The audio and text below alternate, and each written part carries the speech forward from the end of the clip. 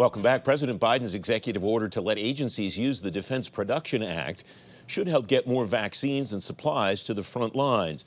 The ramifications for the companies the order impacts aren't clear, though. Bill Greenwalt's visiting fellow at the American Enterprise Institute, former Deputy Undersecretary of Defense for Industrial Policy. And I want to be clear, these materials are not going to the front lines of any action. They're going to the front lines of the fight against the pandemic. Bill, what does this mean, though, exactly? What do agencies have to do regarding the DPA? Are they allowed to use it? Does the order require them to actually invoke it? What does this mean?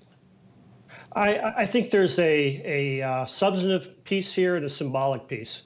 And the substantive piece is the administration has given these agencies the authority to use DPA, and there are a number of different authorities we can talk about. And then the symbolic piece is a sense that there's a sense of urgency to fight the pandemic, and all tools are available and to be used. So the problem with DPA is that it's not a panacea, and that's going to be something that they're going to have to deal with. So there's been a lot of discussion over the last almost year that we've been dealing with this pandemic. The president, whether it's Trump or Biden, should invoke the DPA. What does that mean, though, to the people who need the materials for which someone invokes the Defense Production Act and actually orders the companies to make whatever? Well, and there are different things that invoking the Defense Production Act means. So in one sense, with existing production, you can put the U.S. government's production ahead of all other productions. You can potentially compel production by taking excess capacity in production and move that over to the government. You can incentivize new production in a sense by using advanced purchase agreements to buy ahead of need. That's something that was done to help develop the vaccines. And finally, you can create production capacity through Title III money, which essentially is an appropriations to start up a new factory. What are the guardrails that exist here? The reason I think of this is President Trump used the DPA to have companies make ventilators. And then we learned 6 months later there were ventilators sitting around not used. What helps the government? What helps the companies to produce the stuff that we actually need? Or is this just a matter of the government says we need X, companies make X because they're required to?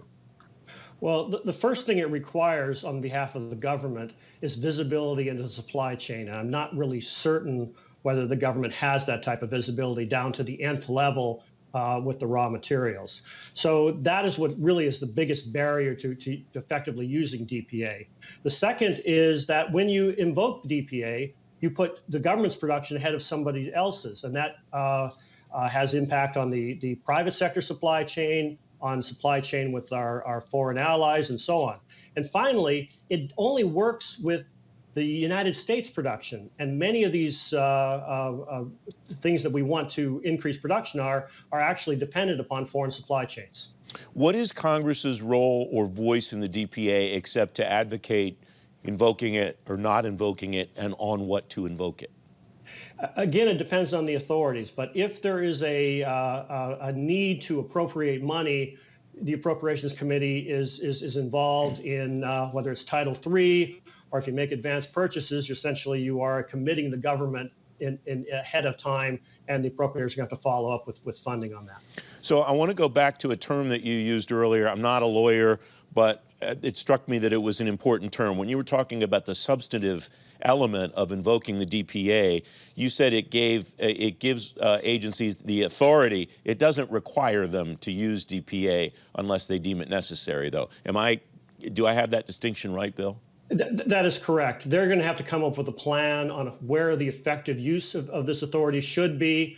That's going to depend upon the supply chain. It's going to depend upon the ability of vendors to actually deliver on this. So there's a lot of negotiation that's going to have to happen. And so this, again, is an important substantive declaration, but the devils are going to be in the details as this moves forward. So what are the details that people should pay attention to, whether you're working in an agency that's going to invoke the DPA and get something made, or whether you're a company that's going to be impacted by this in the way that you run your business for the foreseeable future? There's going to need to be an awful lot of communication between business, the private sector, and the government as to what the supply chain actually looks like today. Where are they dependent upon foreign components? Where are do they have problems in the supply chain, which put risk and then that back and forth is going to make the determination of whether the agencies need to invoke the supply chain. So, for example, if the vaccine manufacturers need raw materials, a DPA-rated orders type of an action would be extremely helpful to them. We have about 30 seconds left, Bill. What will you watch as this unfolds, whether it's an agency invoking it or a company delivering on it, to see how it works? I think what I'm going to be looking for is where we hear individuals, companies, foreign governments, hospitals start complaining about their production was moved and they no longer have access to it, because essentially there are going to be winners and losers when this is invoked. The U.S. government gets to be the first in line, and there are others who thought they had that production and won't. Bill Greenwalt, thanks very much for joining me. I appreciate it. Thank you.